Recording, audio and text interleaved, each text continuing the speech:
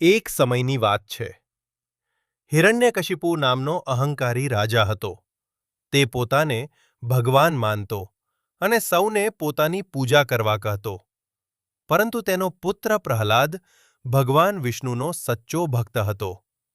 રાજાએ પ્રહલાદને ઘણી સજા આપી, પરંતુ ભગવાને હંમેશા તેની રક્ષા કરી.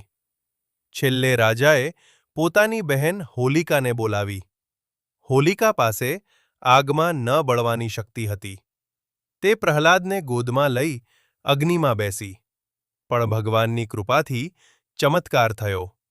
હોલિકા બળી ગઈ અને પ્રહલાદ બચી ગયો.